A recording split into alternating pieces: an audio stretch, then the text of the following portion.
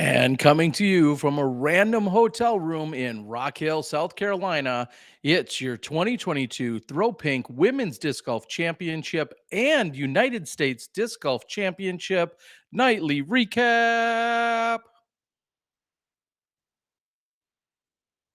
It's me, Terry Miller, disc golf guy. Good evening, everyone. I'm here. I think you're here. We're going to double check that everything's working as good as it possibly can because, quite frankly, the struggles are real right now. So here I am on my third or fourth attempt to go live, and Alan says, "Okay, is this live? Sorry, you are having issues. You made it." Dust says, "Hello, hello, hello." Oh my gosh, have we done it? 6 tries later? Am I actually here? Is this real? Good evening. Attempt number 5 has worked. I think it was. I think I pressed the button at least 4 times. This might be the 5th. Either way, as always, now I'm finally seeing comments from you guys.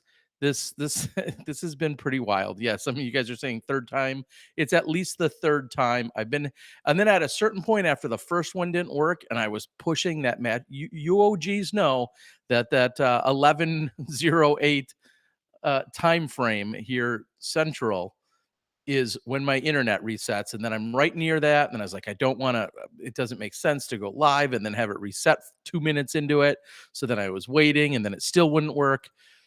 That's a lot of rambling, and it's only the start. Tim, I appreciate it. You say you're proud of me. I don't know why I'm not seeing the link. I want to take just a few seconds to get this thing up and running for you guys. Well, you guys are already here. You guys have done the easy part, but I'm going to click on a few things. So please, everyone, give me just a moment. I need to edit a few details, and then we're going to get this party fully started. Well, you guys are at it. Get to know one another. Chat, mingle among yourselves. Go ahead, put it in the comments there. Where you're from, how long you've been playing disc golf, favorite course maybe. You guys would be surprised how much you have in common with one another, besides being silly enough to being here and taking it all in. Dust Esports said, "I'm Dustin, and I did commentary today." Dustin, I trust you did a good job. You were on the featured holes, which sounds like an interesting way to put that. But you were on a few of the featured holes, I'm guessing again. And after I'd make a few more clicks, Terry, you thought I'd be all streamed out after last night. I'm not going to apologize for last night, but some think I should. I just want to say thank you guys for sticking around. Thank you to Tyler Brickley for joining. Overall, it was a good time. Apparently, too good of a time for some of you. For me. I've been informed, I've been updated that I might have had too good of a time. So tonight, we're playing the averages. Things are simmering down, and just like that, we're gonna be good to go. So no more silliness, no more madness. It is all business all the time tonight. Okay. Let's read some of your comments. Let's get this thing started in my favorite place, the comment section, because we know nothing bad comes from a comment section. Do I have to ask you guys like, share, subscribe, do all those things, do all the internets, the YouTube things?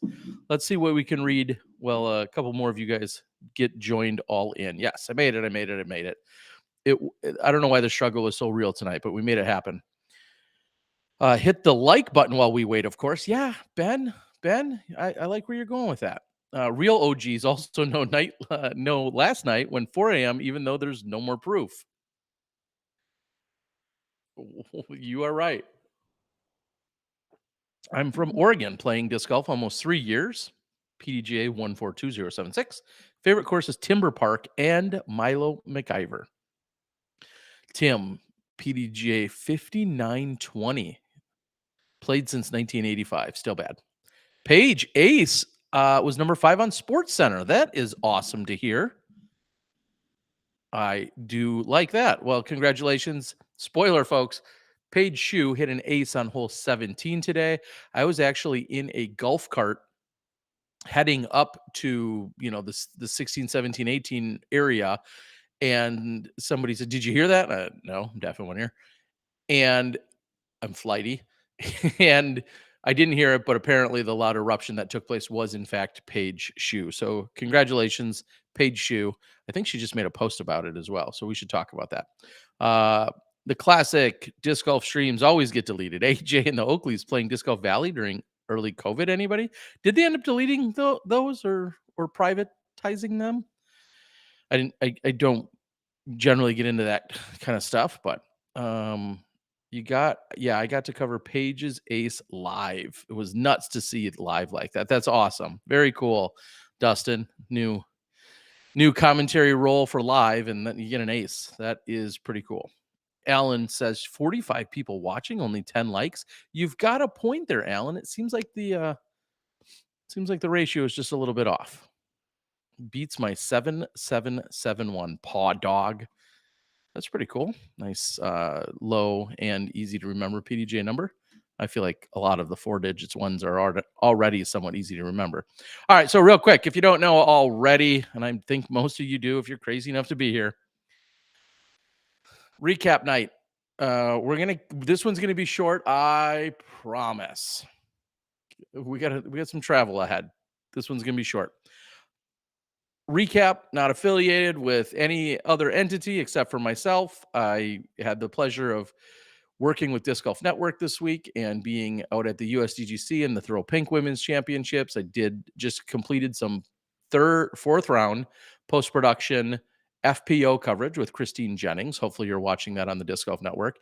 And then also did some interviews throughout the day, including the champion interview, or one of the 2 champion interviews with Gannon Buhr. So had a super good time. Incredible week. Here I am in my hotel, Rock Hill. Tomorrow, I skip out of town. I start heading west over to Bend, Oregon, where I'll be in the booth with Nate and Val, and I guess Nate Sexton for most of the days. Yeah. Format for the most part, read some comments, dabble around in FPO results and details, go back to reading a few more comments, check out what happened on MPO, a few more comments, some fun, silly stories, and then Tear Bear calls it an early night. Well, relative, not 4 or 5 a.m. Whatever we did last night was not okay on a couple of levels. Okay. And yes, I'll just blatantly say spoiler. If you're here watching a recap and weren't expecting spoilers, I'll use in air quotes, then you're doing it wrong. So I appreciate the extra likes. The super chat I did make available tonight, and the first person that wants a different color on the super chat, just let me know. We can make that happen on the light behind me. We were taking requests last night. Most people request like songs. I do. I do light requests. All right. No, and I'm not saying I'm till 4 a.m., Dust, even with your company. I appreciate that. Here we go. Let's click on some buttons, folks. I was just praying that was the right button. Thank God, because anything could go wrong here.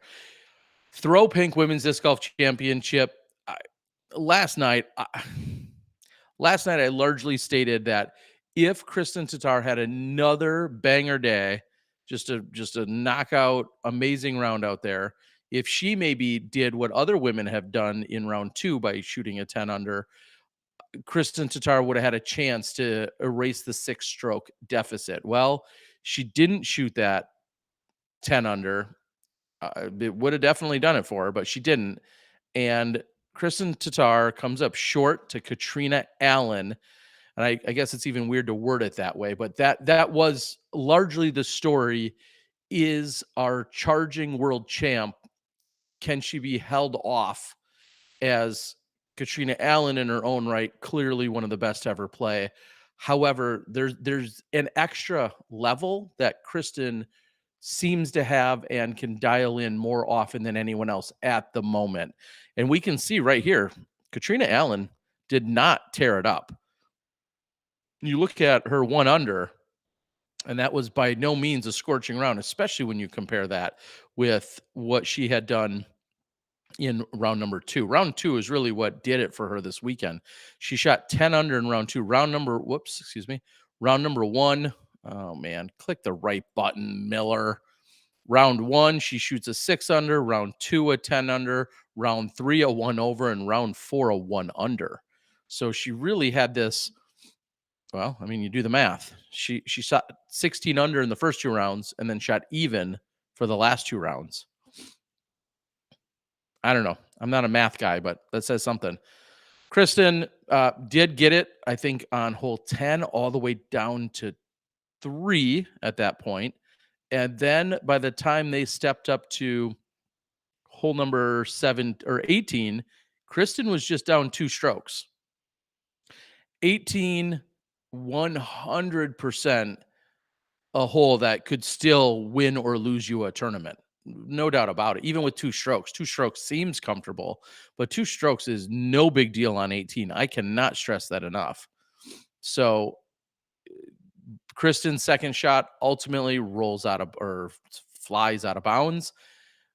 Kat at that point is just playing pitch up. Just pitch it up the fairway. I mean, she could literally be throwing like 110 feet at a time and could have walked it in. So Katrina Allen takes it down. Congratulations to her. One of the comments that I think I heard her say in the award ceremony was, this might not have been a major. There's not an M next to it. However, I was stressing out and it was a tough competition on one of the toughest courses and it felt like a major. And I think that's a very fair statement. The media is as big or bigger than any other event. 4 rounds, very difficult course, huge gallery, sizable payout. Actually, I don't even know what it is. I haven't looked yet. I'm guessing. Great payout. Like everything about it makes it feel, of course, like a major. And with that, well, let me round out our top 10 here, and then we're going to talk a little bit about some other stuff like Henna, who again had that second stellar round on round number 2. Today ended up having a 4 under, even though she opened with a triple bogey. She ultimately got the eagle on 9, which gained her 2 strokes on both Kat and Kristen. She had the bogey on 8, and then she went a little soft in the middle there, but ultimately finishes on the podium, which has been so awesome to see both Kristen and Henna on the podiums and clearly bringing that European challenge to the rest. And Missy Gannon fought back today to get to her 4th place finish, and she shoots a 2 under, 7 under overall, off in the distance, so to speak, from Henna and the rest of the crew. But Missy Gannon does not defend her title, comes back with that 7 under. So unfortunately for Missy, 0 for 2 this year so far. She'd like to make it 1 for 3 next week by taking down the Pro Tour Championship event, but 0 for 2 on title defenses of big events that she had taken down last year. Still call her Big Money Missy nonetheless. Haley King, I don't want to say woke up, but definitely got the engines going at some point today, and then ran into holes 11 and 12. Struggled on 17, but she did get something going in, was making a move.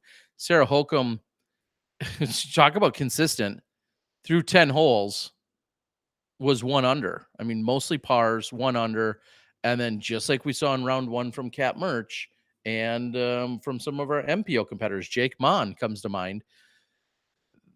Hole 12 will continue to bite players if it continues to be stroke and distance. There's just, it's a tough hole. Natalie Ryan moves up a couple spots, shoots a 1 under. Nothing massive to speak of in terms of their or big jumps or anything. Owen Scoggins, I mean, really, unfortunately, wow. 3 over and 4 over on the last. So she goes 7 over on the last 2 holes. Excuse me. We can play woulda, coulda, shoulda all you want. It's always a fun game. Not really. But even just pars, how about bogeys? Let's give her a bogey on each of those and put her 2 over on those instead of 7 over. Am I doing my math right? 4, yeah, 7 over. Uh, so you give her 2 or 5 stroke difference, blah blah blah. She shoots -1. Okay, I guess you're well, you subtract. Come on, this is why you don't do math on the air, people. What was I just talking about? You give her a pair of bogeys, and she shoots 2 and what 3 over, so 5. Yeah, yeah, yeah. You improve it by 5. She goes to 1 under on the round. Yeah, I mean you're talking about a 4th place finish. Anyway, you guys knew where I was kind of trying to go with that. Holy cow.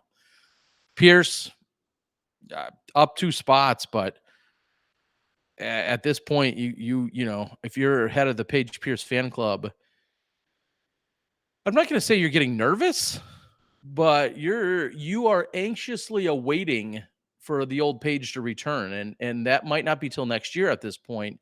In that, you know, she's talked about where she does or doesn't have fire. She's talked about what it means to her to be winning or not win, and if winning's more important than having fun. And she's just had a lot of that great dialogue internally and externally with us. But as I said, I mean, when Paige Pierce goes to a tournament, you often picked her to win, and then you thought, well, yeah, if she doesn't win, I mean, it's second or third, right? You'd be losing money if that was still your betting line every single weekend as of late. It's honestly, it's kind of crazy to see because I, for instance, am so used to that dominance and if not dominance, just the sheer consistency, and it just hasn't been there. And I'm wondering if there's going to be an official reset that's hit sometime during the offseason that comes back in 2023. Moving on down, Lexus Mondahano had a colorful and eventful day, but moved up 5 spots with it. Madison Walker moved up 4 spots. Katie Tati had a rough midsection of the course, dropped down 10 positions. Just looking at other big movers and shakers.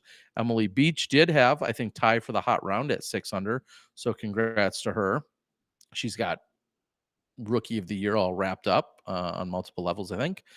And then scrolling down, I don't see a ton. I'm unsure. I hope everything's all right with Raven. Uh, Unsure as to why she DNF'd today. I'm gonna guess some form of injury, but hopefully she's all right. I mean, I saw her wearing a helmet on her scooter, so that tells me nothing. But nonetheless, I hope everything's all right with Raven. And maybe there's just an exhaustion factor to her of being out there grinding on this course. I mean, at a certain point, I mean, if we're being, I don't even want to say brutally honest, if we're just saying it, at a certain point on a course like this, if you're struggling, you could be down 10 discs. You could have been down 10 discs in practice, and you just might be sick of losing discs or not getting back. I mean, I'm not claiming that's what happened to her, but if it happened to anybody, I can understand it out there. All right. So congratulations, Katrina Allen. I can't say it enough. Uh, you know, she's had some ups and downs throughout her year. She's really been in the zone for a few pockets, a few weeks at a time. And then she even admitted during the press or during the post run interview, she said there was a time where she couldn't shut out external voices and things that were bothering her. And this weekend she comes in and gets it done. So very impressive. Congratulations. Like she said, wasn't a major, but it certainly felt like one. And if I'm going to click on just a few more clicky clicks away. First of all, let's take a look at the course stats. Of course, that's what I was clicking on. 2.98. What can I do this from memory? We went from 2.8 down to 1.4 up to 5.6 to then finish on 2.98. Let's check it. That's off the dome. 2.8. Yeah, then it cut in half essentially to 1.41. So cut that in half. Round 3, it was much windier. It then quadrupled up to 5.5 nearly. And then today, kind of back similar to where day one was when we're looking at the average.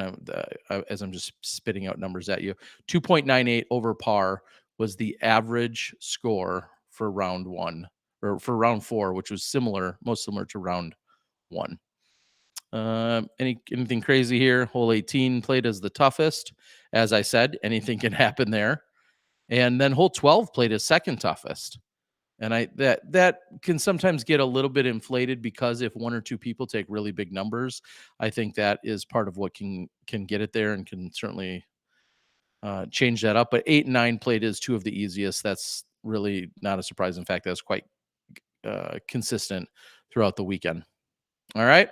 I do want to take one more quick look when you see scores, player stats. Let's look at Cat and see what jumps out. I mean, sometimes you can just look at this page and it will tell you essentially how someone won a tournament. 83% fairway hits. Yeah, okay. That's crucial out here, but the fairways are they're wide to some degree, but yet not because of all the OB. But she's first in fairways. No one, if you know Katrina Allen's game, you know you're not surprised by that. They call her fairway goddess. Trademark Hannah Macbeth Party Podcast. Blah blah blah blah blah. All right. Don't sue me, Hannah. Second in circle 2 in regulation. Second in birdies. I was normally only guess that would be second to Tatar, but now I'm wondering who has that stat. I'm going to look. Fifth in scramble. C1X putt, she was fourth at 80% and 14%. She was 12th in C2 putts. Strokes gained overall, 9.29. Wow, surprisingly, often when you have someone win, especially in FPO, you'll see them dominate 2 or 3 of the categories. And she really didn't dominate anything other than the fairway hits. So I guess there's just an overall consistency. You look at the lack of out of bounds and the lack of bogeys during round 2 and in round 1. As I said, she shot 16 under in those first 2 rounds.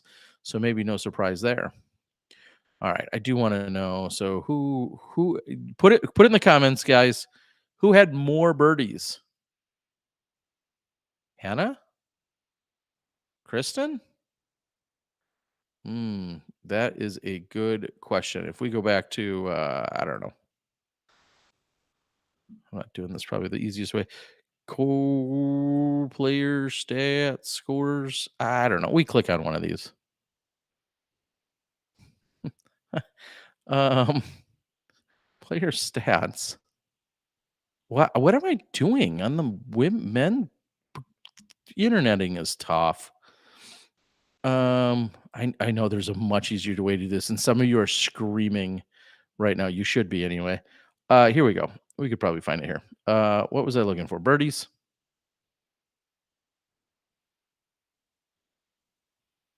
What am I doing? Well, we'll go to Kristen. We're gonna do this the hard way, folks. Gosh darn it. Birdie, 40%. She was second. Hannah. It's got to be Hannah, right?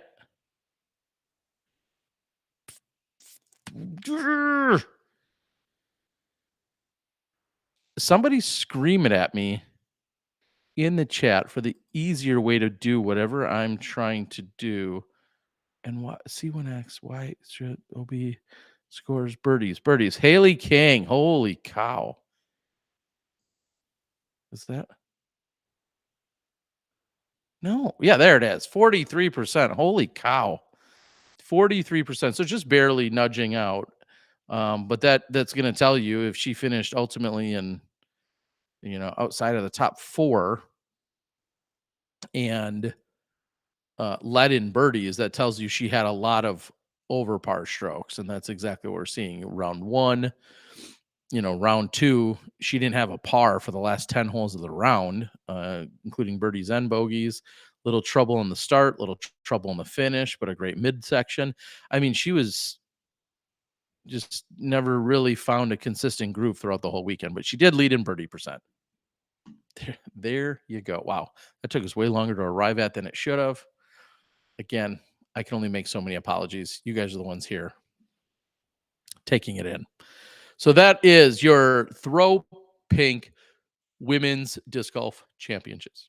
Excuse me. Again, congrats to Katrina Allen. Congrats to Kristen Tatar for making it a battle and getting into the conversation. Congrats to Henna for being up there in the conversation as Sunday rolled on, and then some of the other players that made their charge late. Your Haley King, also your Missy Gannon, and then someone like Sarah Hokum, who was right there and very much in the conversation as the weekend continued on, and then ultimately, fell back just a little bit today. Here's what we're gonna do. We are going to read a few of the comments now that I've pretty much covered what I needed to on the FPO side with our Throw Pink Women's Championship. Couldn't ever get it to work. Listed. Okay. Whoops. I think Katrina and I should get married. We'd take her last name. Sir, what's your name? Allen. What's your last name? Allen. You've already put too much thought into this, Allen. And I'm going to say your chances are pretty slim. Slim like me. As in not slim at all. Wait, that's backwards. I don't know. Either way, I don't know if Austin's going to put a ring on it, but I'm guessing he's got a better chance than you right now. But we'll see. Who got a king? Oh, Raven Klein. Oh, okay. So Lindsay chiming in saying that Raven Klein got a concussion. And maybe you can elaborate on that. Lindsay, do you know if it was extracurricular activity that led to that, or was there did some TikToking, #TikToking get rowdy? Was there a fall? Was there a spill? Obviously, I hope that she's all right. Again, I saw her, I believe, on a scooter today with her helmet, which sounds like the best. Maybe she fell off her scooter earlier. Whatever it is, I'm just curious. I'm guessing she was having fun doing something. And so, yes, therefore, I'm gonna call her okay because I saw her on a scooter with a helmet. So I'm gonna call her okay. Kristen has had a podium finish for every event. Right, that is correct, Jimbo. She was closest to not podiuming. There's no way that's a phrase or a word, but she was close at one event. Battled back super hard at the very end and tied for third. I'm not going to bother looking it up, but there was one event, and I was thinking, oh, she's not going to finish on the podium. She battled back. She tied for third here, took second outright. Should we care about it as much as we do? I don't know. I think it's incredible, and I know Katrina Allen was the last to do it in FPO, and was that 2014, 2015? It's been a minute since anyone's been able to do that. What an accomplishment to think every single time you pulled out of a tournament on Saturday night or Sunday night after the tournament was done, you finished 1, 2, or 3. And that's getting that much tougher in FPO than it ever has before. It used to be maybe a little bit easier of a task when you were as good as Kat or Paige, but now it's tougher than ever. Obviously, we need more Paige Shue. Yeah, everybody needs a little more Paige Shue. Paw Dog says, I'm not responsible for my comments. My brother was using my PC. Yeah, we'll go with that. That always sounds legitimate. You were asking earlier. Man, you trying to do my job? Trying to spoil it for me? You're right. I was asking, and I never got there. So I'm going to click this button, bring us back here, click on tournament, PDGA tournament results. Oh. I was on the wrong screen. What are you doing? Oh, because it opens. I see why. It's not opening in the right spot. I was clicking on it, and then it was opening to a totally different. Well, that's okay. Okay. Hey. I got you. I can click on a button. Boom. Where are you at now? Here now. Yes. Let's scroll down. Take a quick. Oh my gosh. And of course, I'm on the wrong thing. So we're going to, this is so my fault. Just after I got cocky and said I got it. I don't. Throw Pink Women's Disc Golf Championship. Here we are, folks. Yeah, yeah, yeah. Give me your cookies. Katrina Allen, 10 large, 10, is that 10 racks? Is that what the kids say? 10 racks? Rack City, Rack City. Okay. Cat, 10 grand. Tatar, 6. Henna, 4. Missy, 3. Haley, 2. Sarah Holcomb, 1,400. Natalie Ryan, 1,100. Owen Scoggins, a grand. And then Holland Hanley and Evelina Salonen, each 863. If you click on this little projected payout, oh, there's some details that you can learn that are kind of interesting from time to time. I mean, even boom, boom, boom. Oh, look at that. Oh, fancy. So not only can you see the payouts there as they're listed, but then it also tells you entry fees were $8,000, added cash 27 grand, added cash, trophy value listed at 2,500, and so event fee payout 473%. So thank you to Sarah Nicholson, Innova, Throw Pink, everyone to make that all a reality. That's pretty cool. I'm gonna close that one up. 10 grand. What did Big Money Missy win last year? Anyone? I'm gonna tell you. Last year at this event, she won 6,000. So she took first last year, won 6 grand. This year's winner took home 10 grand, with 6 grand being the second place spot. And then the next weekend, just a few days later, Missy won 30,000 at the Disc Golf Pro Tour Championship. This year, first place was announced that it's going to be 35,000 for the winner. Big money. Love it. All right, let's get back to a few more answers here. Holy cow. Concussion the week before your final event of the tour season is not something you plan for, but we sure do our best to move forward. Okay, that must have come from one of Raven's socials. So of course, we all wish that Raven is good. And does Gannon go to actual school, or does he do some kind of online and home schooling? He, I think, is like physically going into school, and we'll talk about that in a minute. Aggressive pickleball? I don't know. Oh, what is not a major? Is that the PDGA decision? What needs to change to make it a major? I mean, there's a lot of things that honestly go into it. Who owns it? Who's running it? History, story. Like, there's a lot of there's this unofficial amount of them. You can't have too many. That's a bigger conversation. Ultimately, though, yeah, the PDGA determines if something's a major or not, is when it's all said and done. Took me 5,000 hours in high school and Pizza Hut and Safeway to make what he made today. Yeah, I hear you, TJ. Good money. Acknowledge Gannon. It's his yard now. It's his yard now. I don't think I get that.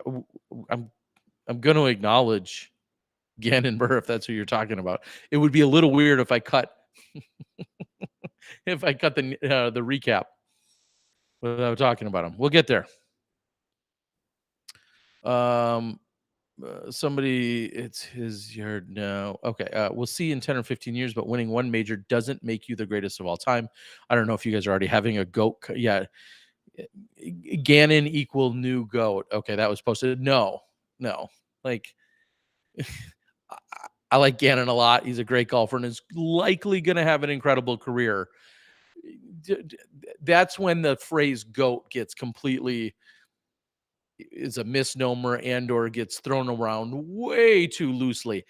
Kristen Tatar, love her to death, and amazing human, amazing golf game, incredible ambassador, great world champion, unbelievable season. She's not a goat. She is not a goat. She's got 10 more years of doing what she did this year, and then you start maybe having that conversation. But again, there's a lot of recency bias to the idea of throwing around the terms goat, and that just cheapens the phrase, I guess is what I'm trying to say. Not to say these players aren't great, but that kind of cheapens the phrase. Um, yeah, we also, going back, we had 89-cent gas. I remember when gas, back in my day, yeah, gas was like 89 cents a gallon. I think 79, 89 cents, maybe when I got my license. You can look that up, right? Is that a fun tangent that we should be looking up? I feel like it is. I feel like if I click right here, how about you? Oh, how about even better? I'm gonna do this, and we're gonna go screen to here. Hopefully this works. I'm gonna click on gas price, Wisconsin. Well, 78, carry the one, what, 1994? 16, but yeah, whatever. Gas prices in Wisconsin in 1994, 59 cents a gallon. Oh my gosh. No, dollar. Okay, $1.11. Those might have been like uh retail gasoline. Ah, yeah. As a kid, I definitely remembered seeing it um at a much lower price. But retail gas. All right, this is your fault. This is what you guys do. You get me sidetracked, and next thing you know, we're talking about barrels and gallons of gasoline and crude oil. Um, Disc Golf Detail says I should start making trophies. For what it's worth, those are the Mace Man glass blown. I don't know if that's every penny that then goes to him on that. If you're talking about the crate, the like crates that get made to then store them in, plus the glass blowing and making them. I don't know how any of that stuff is arrived at, but for what it's worth, they are pretty damn cool looking trophies. I can't. I've never priced blown glass, so there's no way I could ever assess what something like that would cost. Mace Man's also a long time. I was going to say partner, but a longtime supporter and partner of the USDGC in a lot of ways. So I don't know. 5-hour stream tonight. LFG, absolutely not. No. Big Money Skins is giving 50,000 to the winner. Yeah, that's going to be pretty crazy in a couple weeks as well. I'm going to read through a few more comments, so we're going to get to more MPO action. Gannon is new goat. Nope. Still can't. You can't. New goat, new greatest of all time. Almost sound it. Well, yeah, it sounds like an oxymoron almost. It's ironic that Gannon is a disc golf prodigy and he's sponsored by Prodigy Discs.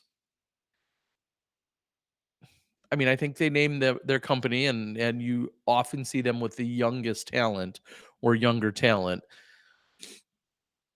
What I think is more in line is the similarities between Gannon and Will Schustrick. Very similar body build. I mean, just incredibly similar. Very similar throwing form that Gannon has picked up when it more so when it comes to the drives than it is putting. But their forms are so very similar.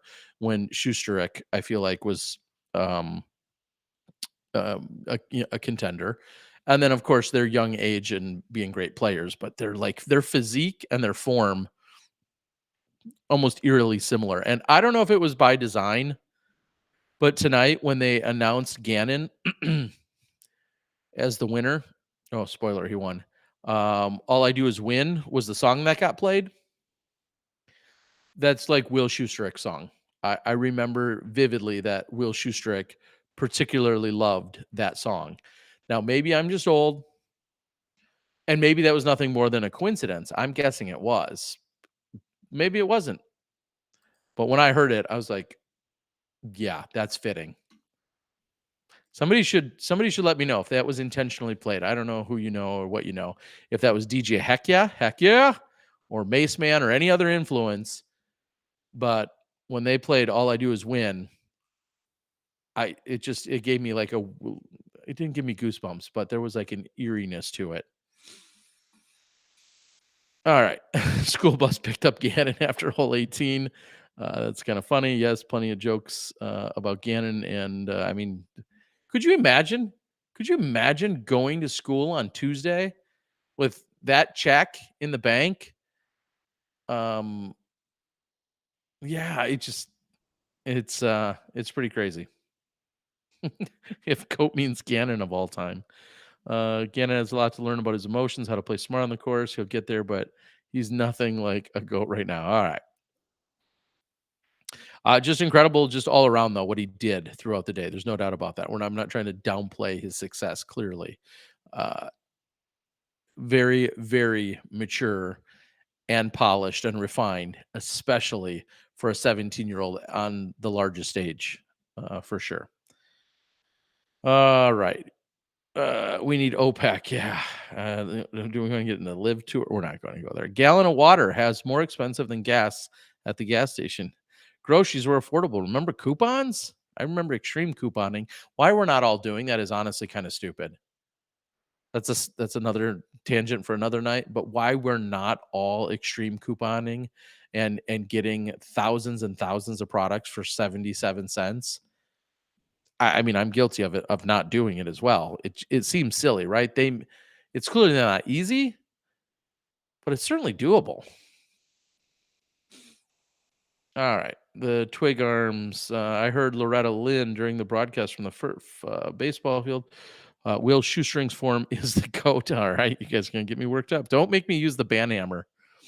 Adam Sandler had a hilarious skit about talking about the goat on What the hell happened to me? Yeah, or they're all gonna laugh at you. Uh, the fucking goat. You button hooked me. Don't get me started. That I think he's saying, throw me the ball, throw me the ball. Oh gosh. The things that make us laugh. All right, guys, let's take a look at the new goat. Just kidding. We're gonna take a look. We've got some Gannon Buhr getting it done. 12 under. Uh, I mean, if that doesn't queue up a Vanessa Williams, you've always saved you save the best for last. Sometimes the sun goes around the moon. No, it doesn't. But Vanessa, good try. If you're old enough, you get those references. 12 under to squeak past his elder. They're all his elder, but Nicholas Antala shoots a 9 under. You'd think that'd be good enough, but it's not, because Gannon shoots the 12. Look at all the blue on the scorecard. Kelvin Heimberg, a very slow start, then runs it. I mean, just think. God, that does just jump off the page at you, doesn't it? 7 to the 2. That's a 5-stroke difference. I know that's quick math. 5 strokes. Heimberg lost 5 to him. Heimberg loses the tournament by 4. Come on. Macbeth, very slow start. Kind of got it together, then ran out of magic. Orem, great day. I mean, look at these scores that came in. What do we have? 12 was previously the best. Gannon ties it. Orem shoots a 10. Isaac Robinson gets hot, moves up 9 spots, shoots a 10. Nicholas shoots the 9. Yuli gets it together, shoots a 9. He was previously at 6 under for 3 rounds, then shows up and shoots a 9 under in 1 round. Vino, I did talk to Vino. I want to quickly talk about that. I saw Vino Macula, and he says, "Oh, I'm glad it's done." I said, yeah, "What happened today?" He said, "I just didn't have any pressure. I just went out and played. I quit worrying about stuff. I didn't have any pressure on myself, and I just went out and played." And you then naturally think, if only you could have harnessed that mentality on day 1 or day 2. I mean, he was 1 under for the tournament, sitting in 11th place. No, sorry. Strike that. He was sitting in 46th place. sitting at 1 under, and then comes out and shoots a 9 under and moves up 18 spots into a tie for 28th. Just no pressure. And when you're down that far and you know you're not in contention to win, that's where obviously a release of pressure. But he said he was getting depressed and putting too much pressure on himself, specifically, is what he said. And today he put it all out there. So I thought that was great to hear him say that. GT Hancock put it together, a very eventful, closeout to his tournament.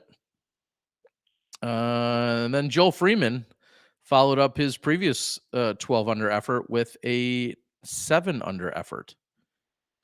So that's what you're seeing for the hot scores. Squirmy. And I think you guys already know where this is going. Gannon Buhr, your champ. Nicholas Antala, second. Heimberg finishes in third. Still doesn't have that monkey off his back, looking for the major. And Paul McBeth's going to have to wait even longer for his next major because he does not make the push today to get after it. The only semi-smart thing I'll remind you that I might have said last night, the winner was going to come off the lead card. Not a real big stretch there, but the winner would come off the lead card. And as you can see, no one from off of any other card made a push into the top 4. And again, that was just math. I understand that, but it played out as you would expect. Now, did you expect Gannon Buhr to shoot a 12 and that with a double bogey? Maybe not, but it's what it took to get past Nicholas. Rounding out your top 10, all these people, this is important because you're going to get an invite or an exemption, generally, is what happens for the next year. So Matt Oram won't need to qualify anywhere else. Isaac Robinson is in. Ricky Wysocki, Joel Freeman, Kyle Klein, and Nate Sexton. And I know Sexton's really, I saw him, heard him making a comment about that. I just know he's really excited because Nate Sexton certainly tells you he doesn't play as much golf as he used to. He's not at quite as many big tournaments, and so it's that much harder for him to make sure he's got a qualification. Yes, he is a previous champion, and some years they've recognized that and provided an exemption. And there was at least one year where they didn't have previous champions with an exemption. So I'm guessing either way, he's going to be, and he's both a champion and he finishes in the top 10. So congratulations to Sexton as well. Holy cow, what am I missing out on? Bring this thing back, folks. Tim says Drew started out the year hot. He did, and then we didn't hear a lot from him. Last year, he showed up to the Tour Championships and had combined putting of 1,400,000 feet. It was crazy. He putted from everywhere. So we'll see if he can rejuvenate some of that magic. He's got a puppy. He's got a lady friend. He's got a new house. Let's see if he can, I don't know. Let's see if he can show up to the Tour Championship. Nicholas is 20. Gannon Buhr, 17, youngest to ever win the USDGC. McBeth, more like McLean because he's so washed. Yeah, exactly. I don't know about you all, but I thought McBeth was going to win. I mean, he got off to a slow start, and I think I said that last night. Maybe I said a lot of things last night. You need to get off to a good start on this final day. I mean, you just have to. You have to be applying that pressure, and you can't be falling back and behind any of the guys because with all those strong horses out there in the front, you have to be up and ready, and you can't be playing catch up from behind. It's just, yeah. Did anyone see how Jake Mon got a 10 in round 3? I was not able to watch what happened. Yeah, he kept throwing out left and out of bounds. That's a stroke and distance hole, just like Cat Merch did in round 1. Just stroke and distance hole. So you could throw it 500 feet, and it goes out of bounds by 6 inches or 1 inch. It's fully out of bounds. You stand right where you were. You don't move anywhere. And that's at any point on the hole. So you could be 100 feet from the hole and throwing your third or fourth shot, whatever the case is, it hits the basket and rolls out. You stand in that 100-foot mark. You go past it, whatever. You get my point. I could give you 48 scenarios. You know what I mean. You just don't go anywhere. And he kept throwing it out of bounds, not moving up the fairway. It's a very tin cup like moment at that point. Yep, Nate Sexton definitely top 10 finish as usual. Thanks. Ram Troll, I'm calling you out by name. Mike, I appreciate you, buddy. Mike and I used to play disc golf together 20 years ago. Advanced and professional ranks a little bit in the Milwaukee area. And Mike, the fact that you're around and always listening and supporting what I'm doing, I can't say it enough. He says a 4-pack of Backwoods Bastard and a Jimmy John sub. Wow, I am a basic bitch, aren't I? Enjoy, everyone. Listen to the GOAT song by Adam Sandler. That's a good call. I will cheers to that. I do want to quickly say tonight, I've had Dragon's Milk before and always thought, well, maybe I'd like it. It doesn't really do much for me, but it's all right. This was a Dragon's Milk Reserve 2020 Reserve 2, and it's just a little bit different than their standard stuff that I've had that I've been meh on. And it says bourbon barreled aged stout with stroopwafel cookies, coffee, caramel, and cinnamon. Normally, again, I'm just mediocre, but this particular reserve that they did or whatever small run, I don't know what it's called. I don't know how that works. Was way better. If I had that, could get that regularly from them, I would. And tonight, again, we go with the Founders, and then I've got one more little guy, the Mackinac Maple Mackinac Fudge by, again, KBS by Founders. So Ram Stack, appreciate you, buddy. Jake Mon was another 17-year-old that was doing great after round 2 and then got some bad holes. Antala was the Nicholas worst round of all weekend was -7. Crazy. I know. What do you got to do to win? What has lost more value, Paul's McLaren or Ricky's Bitcoins? Burn. To be fair, if I had either, what is it? You'd rather have loved and lost than to never love at all. I guess I'd rather have those things go down in value than never have them in the first place. I don't know. Look at it how you will. Antala is going to win a lot in the future, clearly. I mean, he's so good. I have a little story about Antala. I'm going to tease you with it, and that I'm not sharing it until it's the right, perfect time to break out. Had he won, you would have heard it, but I got a little inside scoop. It's all good and positive, no big deal. But I'm gonna put it in my back pocket for a little bit. Aaron Dahl, super chats. I appreciate you. Aaron says, Ricky had the best season right now, right? No win for Rick, Paul, or Simon. And Rick has 2 wins above Paul without the fluctuations of Simon.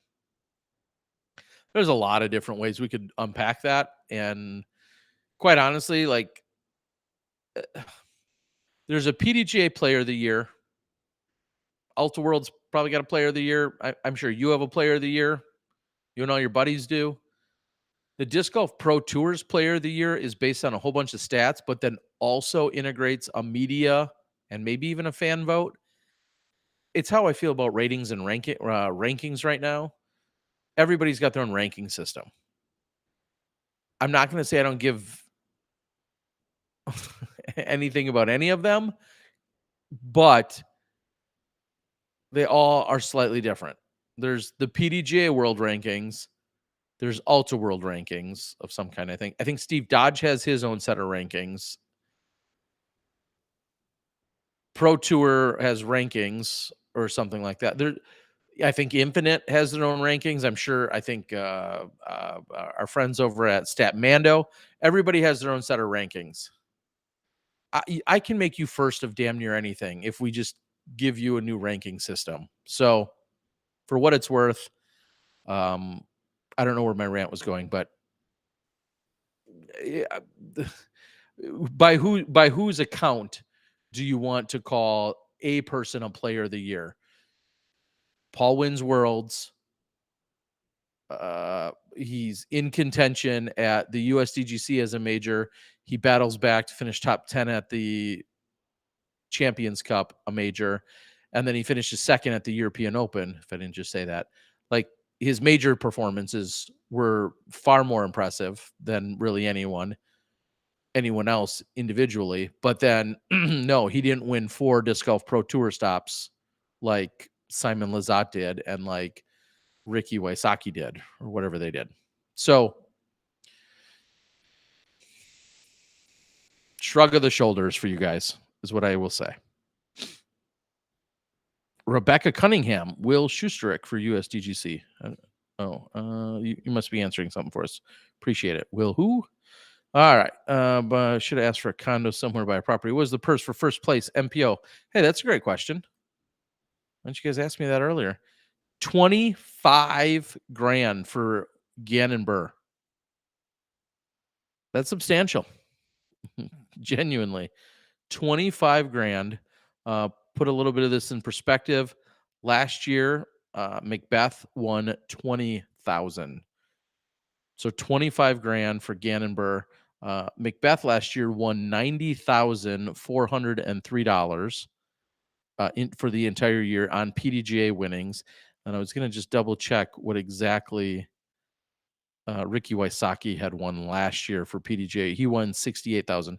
So I believe both Macbeth and Missy set new single season records last year for of course these purses are just that much bigger. I mean, it's funny, some of these people aren't winning any more often than they did in the past. Our purses are just that much bigger. So there is something to be said about, yeah. Anyway, let me I apologize, I'm going to back up. And so 25 grand, that is definitely worth mentioning that he got the 25 grand. And then also as I scroll back, I want to take a look at, I didn't look at this earlier, 13,000 for Nicholas, 11,000 for Kelvin, 8,000 for Macbeth, Orem 5,000, Robinson 3,000. What's crazy is I look at like 8,000 for Macbeth in fourth.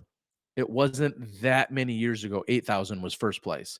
You look at 11,000, 13,000. Those were first place prizes for this event not that many years ago. So we're continuing to see the purses just get, I don't want to say ridiculous. Here, I'm going to click on, I could show you this 25, 13. I wasn't making up numbers. But similarly, let's look at the projected payout. It gives all the numbers there. 100,000. That is a substantial number that I'm sure they want to get to. Added cash, 71,950. So a few dollars short of $72,000 added. 359% entry fee payout. So dollar for dollar in terms of adding money and value to the purse overall per player and such, the women were at 400 and something percent, right? The men at 359%.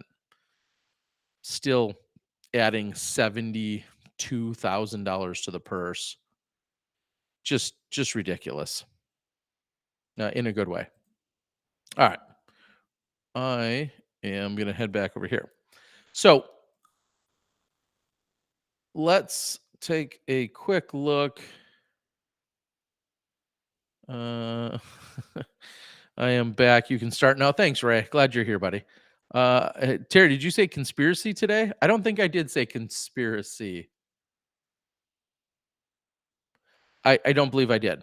I did hear there was some wild QAnon conversations running around. Those are always right, wrong, or indifferent. They're always entertaining. Always entertaining.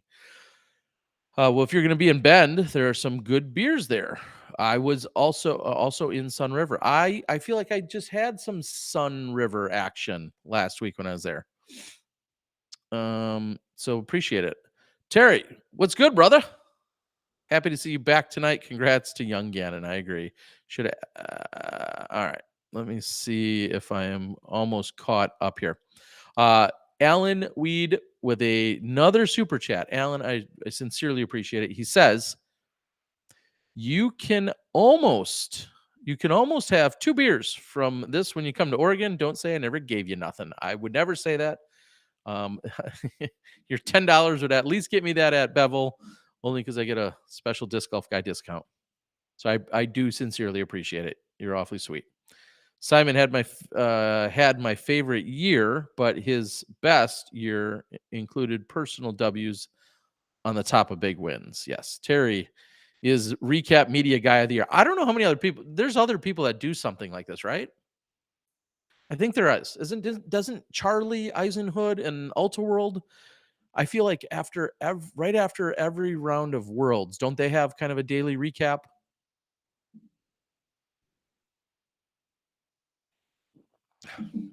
I I honestly I don't know, but I believe that they do. I don't think it's video based. Is that right? Doesn't matter. Who's the youngest to win any major? I mean, Sam Ferrens was 16 when he won the world championships in like 1983, 85, 87. He was like 16. So I think he was 16 when he won his first worlds. I think I said that 3 times, but I think he was 16. So that would be my answer. And of course, majors have been won. You win a major at an amateur level, but that's not what you're asking. I appreciate that take. Aaron says, "Thank you." Time to reset Wi-Fi. No, no, no, no. I came in hot tonight, late but hot, and then ultimately, after like 6 attempts to go live, finally, I was after the Wi-Fi reset time. So we're not good.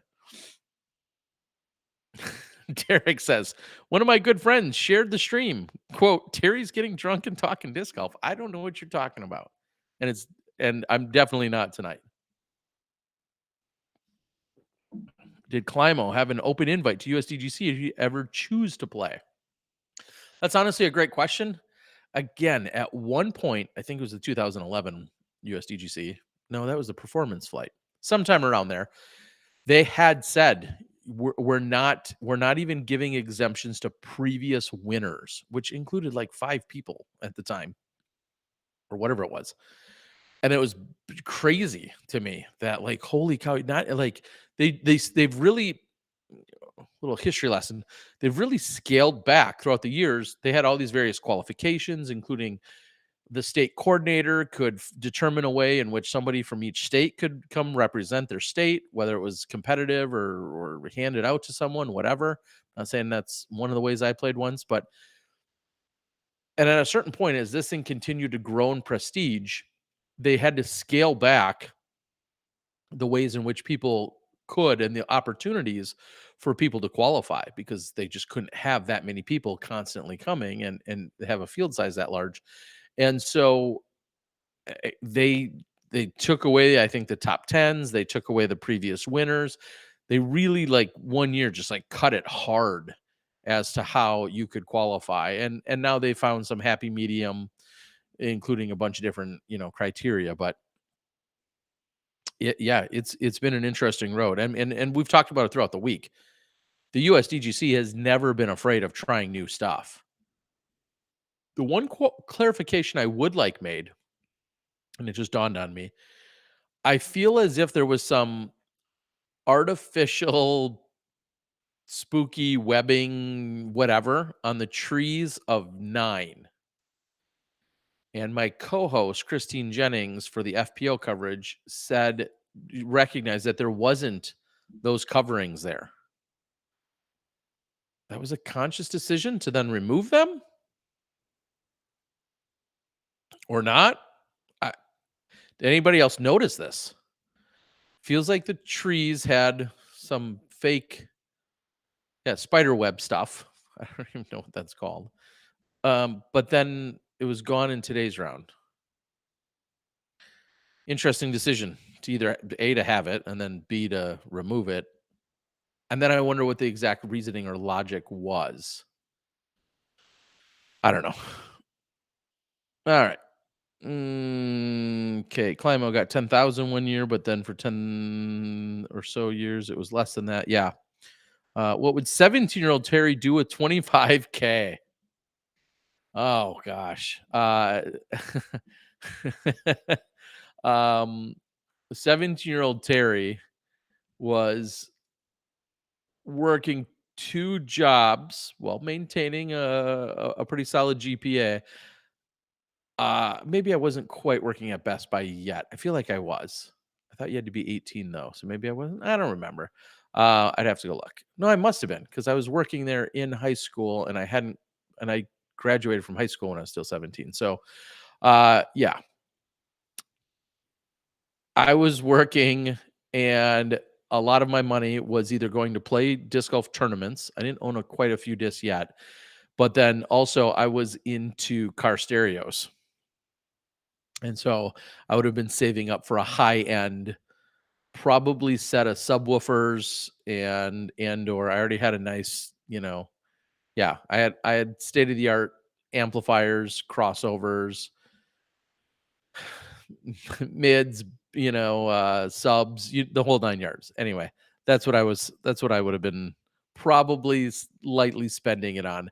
If I only knew now then what I know now, right? Things would be a little bit different, but that's as good of a saver as I was when I did spend money. It was often on car stereo equipment. I was a bass head, as that you like to call them. What is Kristen's season earnings after this weekend? That's a great question. We can take a look.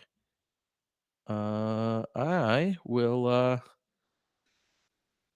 take a little look-sees, as we say.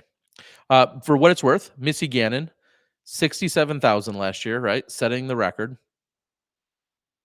This year, she's currently at 34,000 with the largest payout yet to go. And that doesn't quite include today's, actually. So if you include today's, and let's just say she wins next weekend, she would then again break her own single season winnings record. So for what that's worth, and those are a couple big ifs, but that is the case. Now let's take a look at Kristen, who I have to assume is currently, interesting to note, Kristen, without adding in today's 6,000, Kristen has already beat the single season record. Kristen's at 62,000. I think they still have to yet add in today's. She's at 68,000. Great. Damn good point. Nice work. Thank you. That's why I love the chat. Yeah, she's at 68,000. So, and she's already guaranteed 1,000 next week. I think even if she takes last, no, she's already guaranteed a buy. So a couple thousand, I don't know what it is, but yeah, Kristen is already at 68,000. Who else could be even in that conversation? You would say Paige Pierce typically, but I don't think that's going to be the case this year. She's at 55,000. And then the other woman you would consider or talk about would be, of course, Katrina Allen. And Katrina Allen this year is before today was at 39,000. We're rounded to 40, add on 10. She's at 50.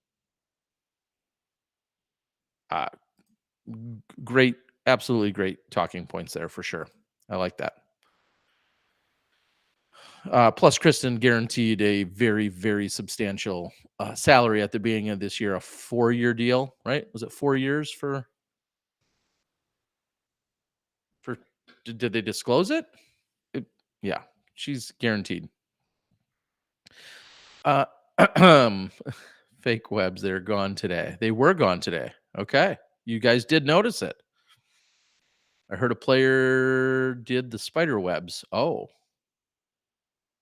What, sounds like something QAnon would say. Hub City Halloween Open was getting jealous of the spider web decor. I can see that. You're pretty committed to the comment response. So curious if you get into this with an itinerary. Are you talking about my shows? Absolutely not.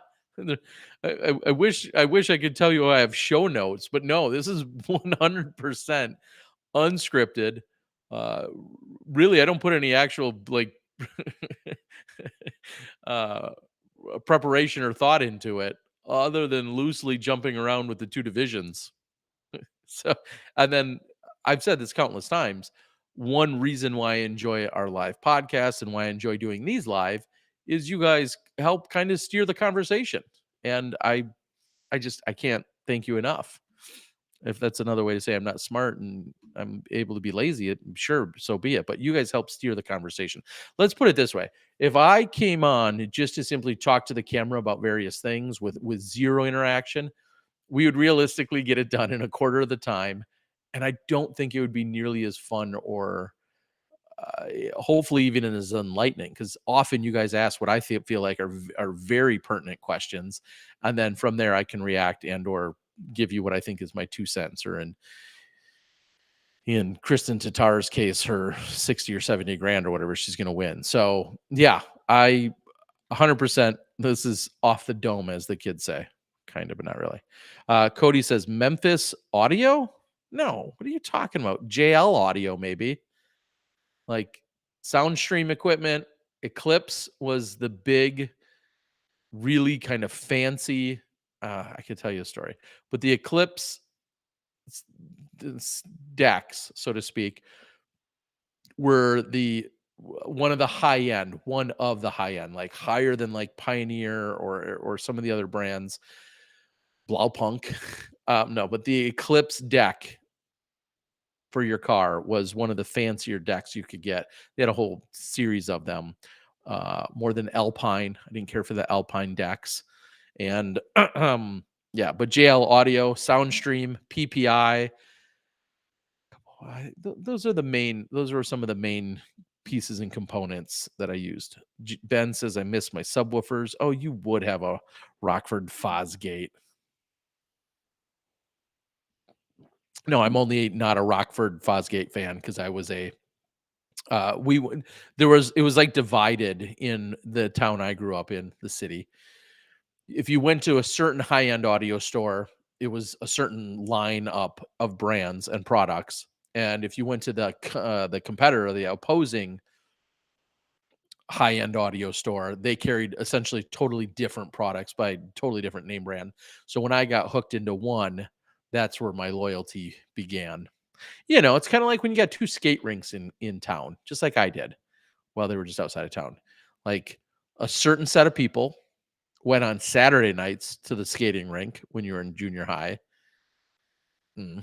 And a totally different set, much cooler, of course, went to a different place on Friday nights, and that was your main night. And Saturday night was like the backup lame one. But Friday night is when you went to Skate City. Who went to Gem Roller Rink? Why would you do that? Gem? Skate City is where it was at. I'm sure plenty of you are thinking right now about your various skating opportunities, and if you had more than one in your city and what that looked like and why you went to one and not the other. Um, Here's a good question. Who finishes their career with more majors, Gannon or Eagle? Uh, What's their age difference? Will Gannon, like Eagle, will Gannon have all these raw skills? I don't want to call it overuse, but you're lanky, you have a certain build, super advantageous, until you throw something out in your body. And I'm not just saying that it can only happen to, tall, lanky people, but I'm just saying in general, you're a phenom, you're a prodigy, you're a superstar. You play hard, you practice hard, you do all these things, and does your body, I don't know, somehow take a toll a little bit more, a little bit quicker? I don't know. Right now, what is it, like 2 to 1? I mean, you would say, well, Gannon's got, Eagle by 4 or 5 years in terms of 5, 6, 7 years, whatever, in terms of overall age. I don't know. I think the potential is unlimited for both of them still. PPI, precision power. Is that what PPI stood for? It might have. don't know what the I would be for, but PPI had a PPI crossover, which helped mix your subs along with your mids and your tweeters. I don't know. I have Fostex banana pulp speakers in my old Jetta. I'm not gonna lie, I don't know what that means. The 2 9-hole blocks are up. Post usually tomorrow. Well, I mean, we film or we recorded the post production for FPO tonight. I know they're working on it and then trying to get it uploaded as quickly as possible. MPO will not even get recorded till tomorrow morning. That much I know. So don't wait up for it tonight. It won't even get recorded till morning time. Ray says, Terry, you should do a marathon charity stream for St. Jude or something like that. Have on every prominent name in the sport as a guest, so we can super chat for you. You can do it. Done. We threatened to do this on Smashbox 4, 5, 6 years ago, and we just never got around to it. There's zero reason why we couldn't pull that off. So it will have to happen at some point. Couldn't agree with you more. Let's make it happen. Off season sounds like a good. On season sounds like a good time. I don't care. We can make it happen. I'm on board. 11 wants to hang out at Skate City. I don't know what 11 is, but yes, Skate City is definitely the place to be. How many does Eagle have? I think 2. I got the reference Cody. Yeah, I was somebody told me that I referenced your wife Emily jump roping last night, which I remember saying she's jump roping and I think is great. I don't know if there was any more to it or if that's what your reference is, but I hope that's all going well. And I am sad I'm going to miss you guys and won't be around at all in the area next this upcoming week. There's only one phenom, and he grew up in Dayton, Ohio. Tim Quartz. Kona Piste and European Open. Yeah. Okay. So Eagle has 2. Great skate and wheel a while were my roller rinks. There you go. I love it. Great skate and wheel a while. And did you go to one and not the other intentionally? Like, was there a crowd or a crew or an age or a school? Like, what was the dividing line and or reason? Because to think that you treated them both equally, I'd have a hard time believing that, knowing how much the Skate City people did not really cross over into the gem roller rink people. Let's just to put this on perspective. I didn't know him that well. Years later, I think I found out that Johnny V, my BFF, was a gem roller rink kind of guy while I was going to Skate City, and something doesn't surprise me about that. Okay. Cody says, Disc Golf Guy, much love. We miss you too. The references, Stranger Things season 4. I haven't watched any of the Stranger Things. Well, not that series anyway. All right, guys. It's getting close to wrapping up the overall United States and Throw Pink action. Tomorrow's travel day. One of a few travel days for me. I'm trying to think if I got anything else. Well, here's what we're gonna do. You guys might appreciate this, maybe. If you don't,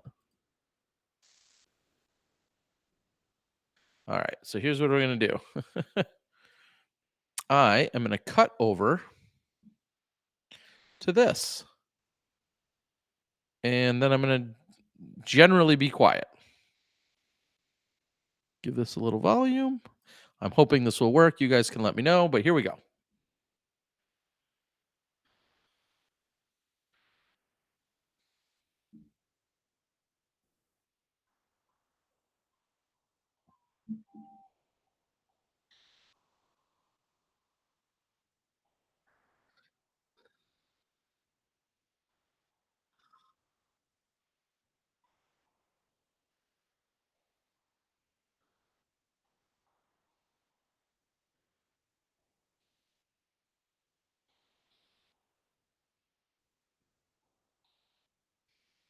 Ah, all right.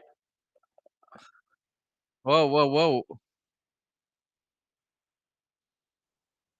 What?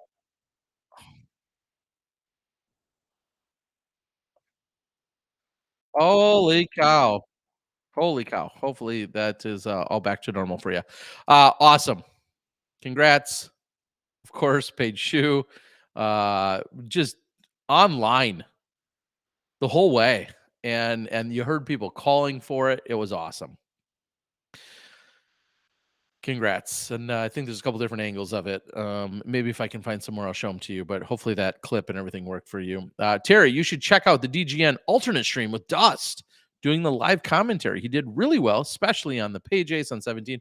No surprise there that Dust is paying you to say these things. But no surprise that he did good. At some point, I'll get around to looking at those. Paige is such a sweet person. So happy for her. I couldn't agree more. I be jamming. I been jamming. Says, so my main thing today is I really want to know if anyone has a year-to-year counter going for disc golf appearances on Sports Center top tens. I feel like honestly that's not that far of a stretch to get that going. And start it now. Meaning go back and look. I'm now to the point where I can't remember every single one that's been on or when it was, but yeah. Get the counter going now. So it should be somewhere. Gannon has the swaggy hand clap putt down. Good show. When I was young, Great Skate was down the street. Great Skate. It's clever names. Was down the street. When I got older, it was gone, and the wheel a while was all that was left. My dad was impressive on skates. Didn't Eagle win the Australian Open? He must not have. Wasn't that a crazy Australia? Isn't that a crazy if I can only spell Australian, I've only been there once. Australia. Yeah, yeah. Wow. Oh, Macbeth. Well, Aussie Open. There's the Australian Disc Golf Championships, which I've covered, is a little bit different. 2015, February 2015, Macbeth took that one down, winning $4,600. If that's what was that considered? It just says Aussie Open event complete. Doesn't say anything about. No, there's other divisions here. Aussie Open 2017 was Ricky Wysocki. Yeah, it wasn't that the madness that year. I believe that was the madness, and then it went like kind of back and forth, and then Wysocki just got past McMahon, and then Paul Macbeth was way behind them, 9 and 10 behind them. But I feel like that was like nearly Eagles to win, and then at the last minute, Wysocki squeaked past him or something. I don't know. I wasn't there. I don't remember that. The DGN alternate stream with the NFL Red Zone like coverage was actually really engaging. Good to hear. Dust did a great job on 17's camera. He even got owned skipping off the water on 5. I like it. Have you renewed your contract with DGN for next season, Terry? Do you do multi-year contracts? Funny enough, in theory, my contract is up this year. I just need Tom McGuire to show up and show me the money, make it rain. I don't know. But yeah, technically my contract, the contract Johnny V and I have as Smashbox along in conjunction with the Disc Golf Network, technically our contracts are in fact up. I don't know what that's going to mean or not. Could I be a free agent? Is there any other crews that need me? I don't know. Could become a multi-year contract if we then agree on stuff. Maybe it'd be year to year. I'm not sure. I think could be a conversation about me being a Disc Golf Network employee versus not. There's pros and cons to something of that nature if they'd want me. But let's face it, nights like last night are why I shouldn't why I should not be on anyone else's full-time payroll. I don't want anyone else to have to answer for me in any capacity. And whether that's in a serious or a fun or a low key or wild, whatever. I don't want anyone else to have to answer for me. That's why I kind of jokingly throw out the disclaimers as I start some of these. But I mean, not to say if something gets squirrely that somebody can't say, "Hey, we're still not going to work with you from a contracted perspective." But if I'm not employed by somebody directly as an actual employee, then I feel like there's a little bit more wiggle room. You can always then pass the buck. Super, you'll get the super chats from last night, right? They were kind of popping off. There were a few that came through. I really do appreciate it, of course. And yes, those will ultimately get banked in my YouTube super chat piggy bank. So I appreciate that. Eagle through OB, I think, on the last hole is what you guys are talking about. Will you talk a little on how DGPT Championship works? How many players advance each round? Who gets the buys, etc.? I think I can. I think I'm knowledgeable enough, maybe, but let's see if I can get a little help because that's probably the smarter way to do this. I'm going to close this, and if I head over to DS Golf, let's go to dgpt.com. That's the schedule, broadcast, event schedule, spectators watch. I just really don't want to misquote anything. Maybe this will help.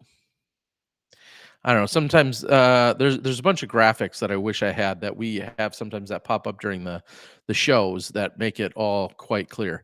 Here's where I can't tell you every detail. I doubt, but here's what I can try and tell you or try to share with you. Let me click on this. Here we go. If we look at our standing, full details. Oh my gosh! Here, what do you know? You can just click on this, folks. Okay. Those are a bunch of words. We know how words work. Okay. Here's what I know. Let's scroll down to the bottom in this sense. The play-in spots that are earned play-in spots. What? Okay. Qualified for play-in include, these are the people that are going to show up on Wednesday. This Wednesday.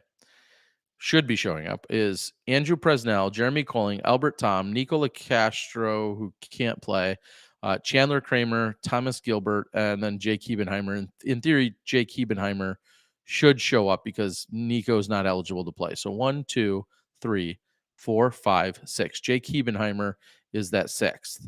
And so those 6 will show up and play for 2 spots. Presnell, Colling, Tom, Kramer, Gilbert, and Hebenheimer should all show up on Wednesday. And the 6 of them will play the 2 hottest scores out of those 6 competitors, then get to move into the qualified positions. And then those will be spots 17 through 32. So those 16 competitors will play on Thursday. I'm really going on a limb here. Those 16 competitors will play on Thursday. I believe those 16 would probably take 4 of those people, the top 4 scores, will then join the quarterfinalists. And so those 12 people will then get whittled down. They'll take the top 4 scores, I'm guessing, I think. I am just really making this up, folks. I think this is how it's going to work. And those top 4 scores will then join the guys that are in the semis, and then there'll still be 12 people. And then those top 4 scores out of everybody in the semis goes on to the finals. Holy cow. I think I arrived at that. I think that's right. If I'm wrong, just tell me. Okay. 32 players will get a chance to play in the championship. Top 30 point earners automatically. The remaining 2 spots are for play-ins. There's where I also read that. Yeah, I think I nailed it.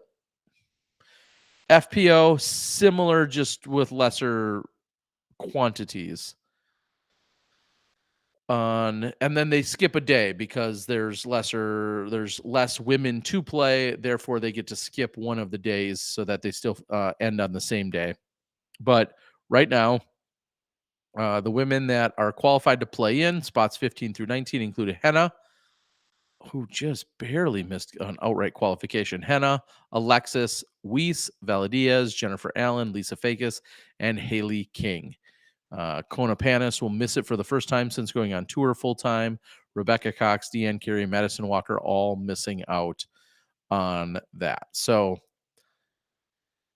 again, if you look at the top, there are 6 women.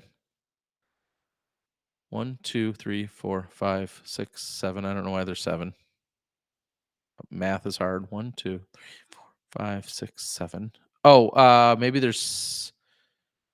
I feel like there should still only be 6. Haley King got a spot because she won the US Women's. So does that kick out Lisa? I'm confused. This is one thing that I know has been understandably confusing for a bunch of people, myself included, as to how that's going to work out. But either way, two out of those 6 women will then join the qualified competitors, which will then make 1, 2, 3, 4, 5, 6, 7, 8, 9, 10. So that'll make 12 women. Then that gets whittled down to 4 to play with these 4, and then that probably gets whittled down to play in the final 4. I think that's how it all sounds. Does that make sense? We'll go with that. I think I nailed it.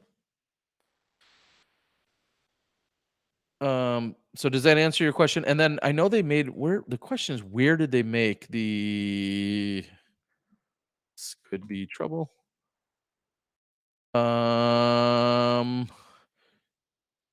DGPT, we're gonna take a look at. I feel like if I just go here, this Golf Pro Tour, that's where we can maybe get the most of our answers. I feel like they put up a really great graphic not too long ago, and that's what I'm going to go search for a moment. Lots of good stuff. Oh, yep, $302,000 total payout with the Barbasol as our presenting sponsor. And this is why it's so important just to make it. If you just make it, like, I can't stress this enough, people. At one point, winning $1,000 was, reserved for only a few people a few times a year. We're at the point in professional disc golf where simply qualifying to get to this weekend, and you don't even have to throw a frisbee because you're automatically qualified and you're guaranteed like a few $1,000s, which is awesome. Just so crazy to see. But first round entrants are getting $2,500 regardless of how you finish. You move into the quarters, you're guaranteed $3,500 a person. Semis, $5,500, and then your top 4 players getting $9,000, $14,000, $20,000, and $35,000. Same on MPO as well as FPO. Not a bad payday. It's all too often that, especially on the FPO side, unless your name's Allen or Pierce, or lately King or Gannon, but more so, like, these are checks. These used to be your season-long winnings. Not too long ago, to win 20 grand was a successful FPO season. Now we're talking about winning that for second place. So, hope that helps, kind of, but basically guaranteed money. If you make it in, you're looking at some guaranteed money, which is pretty awesome, if that makes sense. All right. All I do is win, win, win. No, maybe not. Okay. Do you want to travel to Bend next season? Yeah, I do. We got to figure out how many events, what that looks like. Nate and Val have a preference and or have limitations as to what events they can do, whether it's seasonal, whether it's related to, how it conflicts with their Bevel Brewing. So there's a lot of considerations there. And then you have to talk about what the rest of the team wants to do and what events they want to be at. I, I enjoy going to Bend. If I just have one thing that I really dislike, it's that I can never get out until Monday morning. Just the latest flights in Bend are like noon on Sunday. So no matter what's happening with the golf, I'm never getting out till Monday. And being a night owl, I would do anything to be able to get out on Sunday night at some point, even if it means a terrible night of sleep. I'd rather do that than waste my Monday feeling completely spent and exhausted. And that sounds petty, but if you do it 10 times in a year, it starts to drag on you when you're also then traveling 30 other weekends out of the year. But I enjoy going to Bend. When I have to watch last night's stream, you should, Derek, but you can't because I hit it because that was what's best from what I was told. Uh, you have 5 hours of free time. The best part about that is you'd be able to put it on like 1.25 or 1.5 speed. You'd probably be just fine. Thanks. EF says, looking forward to my commentary next week. I appreciate it. I'm looking forward to being there and having fun with it. Gilbert and Coling take it down. That's a bold call. Okay. Kevin Havinga, hope you're doing well, buddy. Thank you for the super chat. I appreciate it. Not going to lie, too confusing for 99% of disc golf fans. No, I don't think that it is, Carney. When we're talking about the Pro Tour, basically the long and short of it is, think of it this way. There's 12 people on the course each day. The top 4 scores move on. Or is it the top score in each group? That's what it used to be. Okay, so it is confusing. No, it's not that it's confusing. I'm just not personally versed on it right now. I'll worry about that Wednesday morning when I'm live on the air to make sure that I really know. But it's basically shoot a hot round, shoot a good score, and you're moving on. But you don't have to have the hottest score. You just have to shoot a really good score, but not the hottest necessarily. But it doesn't hurt to shoot the hottest. But yeah. And if let's just put it this way here, this is significant, and you'll hear us talk about this a lot, I'm sure. I'm just gonna make up this silly scenario. Let's say 12 people go out on the course. All 12 people, they're numbered, I don't know, 20 through 32 or whatever. You know what I mean. All 12 people go on the course. All 12 people shoot 5 under par.